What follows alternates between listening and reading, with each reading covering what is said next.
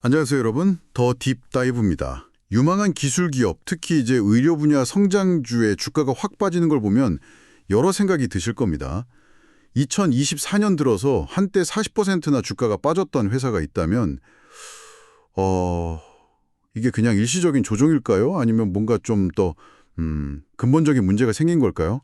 오늘은 바로 이 지점을 한번 파고 들어보겠습니다. 네, 안녕하세요. 특히 기술주 투자는 뭐랄까 변동성이 크기 때문에 이런 급격한 변화를 겪는 경우가 종종 있죠. 그렇죠. 중요한 것은 역시 이 표면적인 주가 움직임 너머에 있는 기업의 본질적인 가치, 그리고 성장 스토리가 여전히 유효한지 이걸 살펴보는 거겠죠. 오늘 저희가 다룰 기업이 바로 그런 흥미로운 사례가 될 수 있겠습니다. 네. 오늘 저희가 집중 분석할 기업은 바로 덱스컴입니다. 티커 심볼은 DXCM이고요. 당뇨병 환자들을 위한 연속 혈당 측정기, CGM 시스템 분야에서 세계적인 리더로 꼽히는 회사죠. 맞습니다. 근데 도대체 이 CGM이라는 기술이 무엇인지, 또 덱스컴은 왜 갑자기 어려움을 겪는 것처럼 보였는지, 그리고 과연 앞으로의 성장 잠재력은 얼마나 될지 여러분과 함께 좀 깊이 탐색해 보겠습니다. 준비되셨나요? 네, 이번 시간을 통해서 덱스콤이라는 기업의 핵심 기술력이라든지 또 시장에서의 위치, 최근에 마주했던 어떤 도전 과제들, 그리고 가장 중요하게는 그 미래 성장 가능성까지 좀 균형 잡힌 시각으로 이해하시는데 도움을 드리는 것이 저희 목표입니다. 좋습니다. 단순히 뉴스 헤드라인 넘어서 그 이면의 맥락을 좀 짚어보도록 하죠. 네, 그럼 먼저 덱스콤의 핵심 기술, 바로 이 연속 혈당 측정기 CGM부터 시작해 볼까요? 이게 정확히 어떤 원리로 작동하는 건가요? 그러니까 우리가 보통 BGM, 블러드 글루코즈 미터라고 부르는 혈당 측정기는 필요할 때마다 이렇게 손가락 끝을 찔러서 혈액 샘플을 얻잖아요. 네, 그렇죠. 그걸로 그 순간의 혈당 수치를 확인하는 방식이었죠. 생각만 해도 좀 번거롭고 아플 것 같은데요. 하루에도 이걸 몇 번씩 해야 한다면 더욱 그럴 테고요. 바로 그겁니다. 그리고 BGM은 특정 시점에 어떤 스냅샷 정보만 제공한다는 한계도 있고요. 반면에 CGM은 이제 작은 센서를 피부 바로 아래 삽입해서 세포 간질에게 포도당 농도를 보통 한 5분마다 자동으로 측정합니다. 5분마다요? 자동으로요? 네, 그래서 하루 종일 혈당 변화의 추세를 볼 수 있게 되는 거죠. 비유하자면 혈당 변화를 거의 동영상으로 보는 것과 같다고 할 수 있습니다. 와, 그건 진짜 혁신적인데요. 단순히 특정 시점의 숫자가 아니라 내 몸에서 혈당이 지금 어떻게 움직이는지를 실시간으로 파악할 수 있다는 거잖아요. 정확합니다. 환자 입장에서는 식사나 운동 아니면 스트레스 같은 요인들이 자기 혈당에 어떤 영향을 미치는지 훨씬 명확하게 알 수 있게 되는 거죠. 이걸 바탕으로 이제 인슐린 투여량을 조절한다거나 생활 습관을 개선하는 등 훨씬 적극적이고 정보에 기반한 건강 관리가 가능해지는 겁니다. 의사 입장에서도 편하겠네요. 그렇죠. 의사 입장에서도 환자의 전반적인 혈당 관리 상태를 파악하기 훨씬 용이하고요. 그러니까 덱스콤은 바로 이 CGM 기술 분야를 개척하고 선도해온 기업 중 하나라는 거군요. 네, 맞습니다. 실제로 지난 10년간 이 CGM 기술 채택이 늘면서 덱스콤의 매출과 이익도 꾸준히 성장해 왔다고 들었습니다. 그만큼 시장에서 이 기술의 가치를 인정받고 있다는 증거겠죠. 네, 그렇습니다. 기술의 혁신성이라든지 임상적 유용성 이런 걸 바탕으로 시장을 성공적으로 만들어 왔다고 볼 수 있습니다. 그런데 말이죠.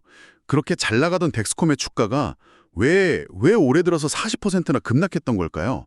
뭔가 좀 심각한 문제가 있었던 건가요? 네, 좋은 질문입니다. 그 주가 하락에는 몇 가지 요인이 좀 복합적으로 작용했습니다. 첫째는 작년, 그러니까 2023년 재무 실적이 시장의 그 높은 기대치에 다소 미치지 못했다는 점입니다. 특히 이 배경에는 최신 기기인 G7 출시와 관련된 리베이트 문제가 좀 있었어요. 리베이트 문제요. 그게 구체적으로 어떤 내용이었나요? 좀 더 설명해 주시죠. 덱스콤이 이제 미국에서 G7을 출시하면서 초기 사용자 확보를 위해서 리베이트 프로그램을 제공했거든요. 그런데 예상보다 훨씬 많은 환자들이 혜택을 이용하면서 특히 작년 2분기 매출이 회계상으로 봤을 때 예상보다 낮게 잡혔습니다. 그러니까 리베이트 비용이 예상보다 커지면서 단기적으로 수익성에 영향을 준 거죠. 그러니까 이게 제품 자체의 문제라기보다는 그 출시 초기에 있었던 마케팅 비용이라든지 회계 처리 방식 이런 거랑 관련된 일시적인 이슈였다. 이렇게 볼 수 있겠군요. 네, 뭐 그렇게 해석하는 것이 타당해 보입니다. 실제로 이 리베이트 관련 이슈는 현재 대부분 해소된 것으로 파악되고 있고요. 아, 다행이네요. 네, 시간이 지나면서 정상적인 비용 구조로 돌아왔다고 볼 수 있죠. 하지만 당시에는 이제 성장주에 대한 기대치가 워낙 높았던 터라 이런 단기적인 실적 미스가 투자자들에게는 좀 실망감을 주었던 것 같습니다. 그랬겠네요. 또 다른 요인은 없었나요? 아까 잠재적인 관세 문제도 언급되었던 것 같은데요. 맞습니다. 그 덱스콤의 일부 생산 시설이 해외에 있다 보니까 미국과의 어떤 잠재적인 무역 갈등이라든지 관세 부과 가능성, 이런 것들이 회사의 마진과 수익성에 부정적인 영향을 줄 수 있다. 이런 우려가 제기되었습니다. 그것도 주가 하락의 한 요인이었죠. 관세 문제는 확실히 기업 입장에서는 좀 신경 쓰이는 부분일 텐데요. 덱스콤은 이 리스크에 대해서 어떻게 대응하고 있나요? 덱스콤 경영진은 이 관세 문제로 인한 연간 영업이익 감소 폭이 최대한 50bp, 그러니까 0.5%포인트 수준일 것으로 예상하고 있습니다. 0.5%요? 네. 물론 뭐 긍정적인 요인은 아니지만 회사의 전체적인 수익성에 뭐 치명적인 타격을 줄 정도는 아니다. 이런 판단인 거죠. 아, 0.5%포인트면 생각보다는 영향이 좀 제한적일 수 있다는 거군요. 그렇죠. 그리고 덱스콤은 미국 내에도 상당한 규모의 생산 및 운영 시설을 갖추고 있고요. 또 말레이시아 같은 다른 국가에도 제조 기반을 다각화하고 있습니다. 이런 글로벌 생산 네트워크가 특정 국가와의 어떤 관세 문제로 인한 충격을 완화하는 데 좀 도움이 될 수 있습니다. 네. 그래서 회사 측에서는 이 문제를 충분히 관리 가능한 비교적 좀 사소한 역풍, 뭐 영어로는 마이너 헤드윈드라고 하죠. 그렇게 보고 있는 것 같습니다. 그렇군요. 그러면 리베이트 문제는 해소됐고 관세 문제도 영향이 제한적이라면 시장의 우려가 좀 과도했던 측면도 있었을까요? 성장주, 특히 높은 밸류에이션을 받는 기술주의 경우에는요, 단기적인 실적 미스나 어떤 잠재적 리스크에 대해서 시장이 좀 민감하게 반응하는 경향이 있긴 합니다. 네. 그런 측면에서 보면 어느 정도 과민 반응이었을 가능성도 배제할 수는 없겠죠. 자, 그럼 이제부터가 정말 흥미로운 지점인 것 같습니다. 이런 단기적인 어려움에도 불구하고 덱스콤 앞에는 여전히 거대한 성장 기회가 놓여 있다는 분석이 많거든요. 바로 그 점이 덱스콤을 주목하게 만드는 핵심 요인입니다. 그 구체적인 숫자를 통해서 기회의 크기를 한번 가늠해 볼 수 있는데요. 2024년 말 기준으로 덱스콤의 전 세계 CGM 사용자 수가 약 280만 명에서 한 290만 명 사이로 추산됩니다. 200만 명이 넘는다면 상당히 많은 것 아닌가요? 물론 적은 숫자는 아니죠. 하지만 이 숫자를 전체 시장 규모와 비교해보면 이야기가 완전히 달라집니다. 전 세계적으로 성인 당뇨병 환자 수가 대략 5억 명에 달하는 것으로 추정됩니다. 5억 명이요? 와, 네, 이걸 기준으로 계산하면 현재 CGM 기술을 사용하는 비율은 전 세계 당뇨병 환자의 약 1% 수준에 불과하다는 결론이 나옵니다. 1%요? 저는 훨씬 높을 거라고 생각했는데 진짜 의외네요. 아직 침투되지 않은 시장이 99%나 남아있다는 거잖아요. 그렇죠. 물론 이 5억 명 중 상당수는 아직 덱스콤이 본격적으로 진출하지 않은 개발도상국 같은 곳에 거주하고 있긴 합니다. 하지만 미국이나 서유럽 일부 국가처럼 CGM 기준이 비교적 먼저 도입되고 좀 성숙한 시장으로 여겨지는 곳에서도 여전히 성장 잠재력은 엄청납니다. 성숙한 시장에서도요? 그 이유는 뭔가요? 몇 가지 이유가 있습니다. 첫째는 CGM 기술의 임상적 효용성, 그러니까 얼마나 효과가 있는지에 대한 데이터가 계속해서 쌓이고 있다는 겁니다. 혈당 조절 개선이라든지 저혈당 위험 감소 같은 실제적인 건강상의 이점이 입증되면서 의사들의 처방이 늘고 있고요. 또 환자들의 인식도 개선되고 있습니다. 네. 둘째는 이러한 어떤 임상적 근거를 바탕으로 건강보험 적용 범위가 점차 확대되고 있습니다. 아, 보험 적용. 네. 예전에는 주로 제1형 당뇨병 환자나 인슐린 집중 치료를 받는 제2형 당뇨병 환자들에게만 보험이 적용되었는데 점차 그 대상이 넓어지는 추세입니다. 보험 적용 확대는 정말 중요한 동력이 되겠네요. 아무래도 비용 부담 때문에 사용을 망설였던 환자들에게 문턱을 낮춰주는 거니까요. 그렇죠. 미국 시장만 예로 한번 들어볼까요? 미국은 전 세계에서 CGM 보급률이 가장 높은 시장 중 하나입니다. 네. 그런데 도 불구하고 현재 CGM 사용에 대한 보험 적용 대상에 해당되지만 아직 이 기술을 사용하지 않고 있는 당뇨병 환자 수가 무려 450만 명 이상으로 추산됩니다. 450만 명이요? 이미 가장 앞서 나간다는 그 미국 시장에만 그 정도의 미개척 잠재 고객이 있다는 건 정말 놀라운데요? 그렇습니다. 이건 뭐 덱스콤과 같은 CGM 기업들에게 미국 내에서도 여전히 공략할 시장이 많이 남아있음을 시사하는 거죠. 게다가 덱스콤은 미국 외 다른 지역으로의 사업 확장에도 적극적으로 나서고 있습니다. 유럽, 아시아 등 새로운 시장에 진출하고 현지 보험 적용을 확대하면서 전체 시장 파이를 키워나가고 있죠. 단순히 주어진 시장에서 점유율을 높이는 것뿐만 아니라 총 가능 시장, 즉 TAM, Total Addressable Market 자체를 확장해 나가는 전략을 구사하고 있는 겁니다. TAM이라는 용어가 나왔는데 조금 더 쉽게 설명해 주실 수 있을까요? 이게 뭔지. 네. TAM은 그 Total Addressable Market의 약자인데요. 특정 제품이나 서비스가 진출할 수 있는 전체 시장의 잠재적 규모를 의미합니다. 덱스콤의 경우 단순히 현재 CGM을 사용하는 환자 수뿐만 아니라 앞으로 CGM 기술의 혜택을 받을 수 있는 모든 잠재적 환자 그룹까지 포함하는 개념으로 볼 수 있죠. 아하. 덱스콤은 기술 혁신과 시장 확대를 통해서 이 TAM의 크기 자체를 계속 늘려나가고 있다. 이렇게 이해하시면 됩니다. 템 자체를 키운다는 전략, 되게 흥미롭네요. 기술 혁신 이야기가 나왔으니 말인데 작년에 미국에서 출시된 스텔로라는 제품도 좀 주목할 만한 사례라고 들었습니다. 맞습니다. 스텔로는 덱스콤의 혁신 역량을 보여주는 아주 좋은 예시입니다. 이전까지 CGM 기기는 대부분 인슐린을 사용하는 당뇨병 환자를 주 타겟으로 했고요. 미국에서는 의사의 처방전이 반드시 필요했습니다. 네, 그렇죠. 그런데 스텔로는 다르다는 거죠? 네, 스텔로는 인슐린을 사용하지 않는 제2형 당뇨병 환자들을 위한 제품으로 개발되었고요. 무엇보다 중요한 것은 미국에서 일반 의약품, 그러니까 OTC, 오버 더 카운터로 승인을 받았다는 점입니다. OTC면. 네, 즉 의사 처방전 없이 소비자가 약국이나 온라인에서 직접 구매할 수 있게 된 거죠. 와, 처방전 없이 구매할 수 있다면 접근성이 훨씬 높아지겠네요. 게다가 인슐린 비사용 환자라는 새로운 고객층까지 확보하게 되는 거고요. 이게 바로 덱스콤의 템을 크게 확장시킨 사례군요. 정확합니다. 훨씬 더 많은 사람들이 CGM 기술을 경험하고 또 건강관리에 활용할 수 있는 길을 연 셈입니다. 스텔로와 같은 혁신은 앞으로 덱스콤이 더 넓은 시장으로 나아가고 지속적인 성장을 이루는 데 중요한 발판이 될 것으로 기대됩니다. 물론 이렇게 매력적인 시장에는 경쟁자들도 많겠죠. 특히 에버트 라보라토리스 같은 거대 의료기기 기업들과의 경쟁도 만만치 않을 텐데요. 이 부분은 어떻게 봐야 할까요?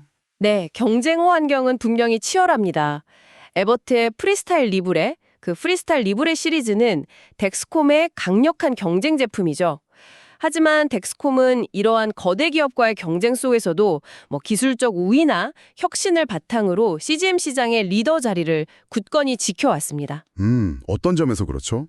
예를 들어 덱스콤 제품은 일반적으로 센서 정확도라든지 아니면 스마트폰 앱과의 연동성, 또 경고 기능 이런 부분에서 강점을 보여왔습니다. 경쟁은 계속되겠지만 덱스콤은 충분한 경쟁력을 갖추고 있다고 평가할 수 있습니다. 그렇군요. 또 다른 우려사항으로는 최근에 되게 각광받는 그 GLP-1 계열 비만 치료제들 있잖아요. 이게 장기적으로 CGM 시장을 잠식할 수 있다. 이런 이야기도 있던데요. 체중 감량하고 혈당 개선 효과가 뛰어나니까 CGM 필요성이 줄어들 수 있다. 이런 논리인 것 같아요. 네, 그 부분에 대한 우려가 있다는 것은 사실입니다. 하지만 현재까지 나오는 데이터나 아니면 임상 현장의 목소리를 들어보면 오히려 그 반대 현상이 나타나고 있습니다. 반대요? 네, 즉 GLP-1 약물과 CGM 기술이 서로 대체하는 관계가 아니라 상호 보완적으로 활용되는 경우가 많다는 겁니다. 상호 보완적이라뇨. 그게 구체적으로 어떤 의미인가요? 의사들이 GLP-1 약물을 처방하면서 환자의 어떤 식단 조절 효과나 약물 반응을 더 정확하게 모니터링하기 위해서 CGM 사용을 함께 권장하는 경우가 늘고 있다는 거죠. CGM 데이터를 통해서 환자 스스로도 생활 습관 변화의 필요성을 더 크게 느끼게 되고 약물 치료 효과를 극대화하는 데 도움을 받을 수 있다는 겁니다.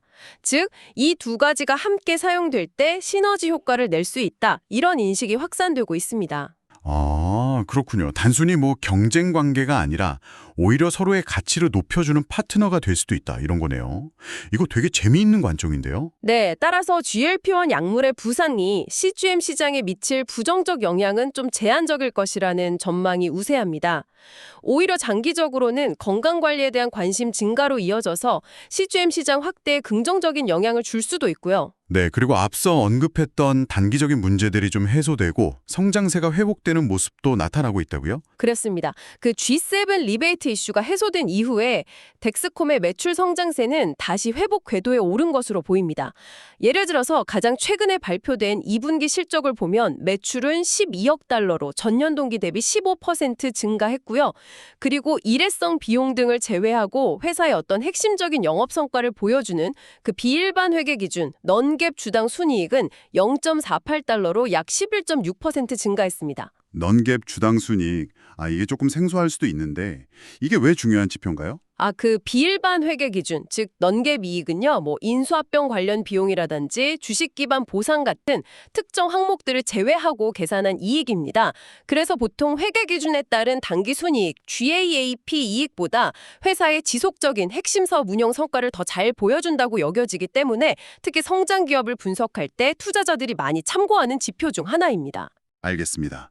그러니까 핵심 사업이 다시 견조한 성장세를 보이고 있다는 신호로 해석할 수 있겠군요. 자, 그럼 이 모든 내용을 종합해보면 어떤 결론에 도달할 수 있을까요? 네, 덱스콤은 그 G7 출시 초기에 리베이트 문제, 관세 우려 같은 단기적인 역풍을 맞으면서 주가 변동성을 겪었습니다. 하지만 그 이면을 자세히 들여다보면 회사의 핵심 기술 경쟁력, 즉 CGM 분야에서의 리더십은 여전히 굳건하다는 거죠. 또한 전 세계적으로 극히 낮은 CGM 춤투율이라든지 보험 적용 확대 추세, 또 스텔로와 같은 혁신을 통한 TAM 확장 가능성 등등 이런 막대한 장기 성장 잠재력을 보유하고 있다는 점도 분명해 보입니다. 결국 단기적인 잡음 속에서도 장기적인 성장 스토리는 훼손되지 않았다. 이런 말씀이시군요. 오늘 저희는 덱스콤이라는 아주 흥미로운 기업을 통해서 CGM 기술의 중요성과 미래, 또 성장 기업이 겪을 수 있는 도전 과제들, 그리고 그 이면에 숨겨진 기회까지 다각도로 살펴봤습니다. 네, 요약하자면 덱스콤은 단기적인 어려움을 극복하고 핵심 사업의 펀더멘탈과 성장 동력이 여전히 유효함을 보여주고 있다. 이렇게 정리할 수 있겠습니다. 낮은 시장 침투율과 지속적인 혁신을 고려할 때 장기적인 전망은 여전히 매력적이라고 평가할 수 있겠고요. 네, 오늘 저희가 나눈 이야기들이 헬스케어 기술 분야, 특히 이런 변동성을 겪고 있는 성장 기업에 대한 여러분의 이해를 넓히는데 조금이나마 도움이 되었기를 바랍니다. 최근의 주가 하락이 정말 위험 신호였는지 아니면 오히려 장기적인 관점에서 기회가 될 수 있을지는 결국 여러분 각자의 신중한 판단에 달려있겠죠. 앞으로 개인 맞춤형 건강 데이터의 중요성은 점점 더 커질 것이고요. 질병 치료를 넘어서 예방과 관리 중심의 헬스케어로 패러다임이 전환될 가능성이 높습니다.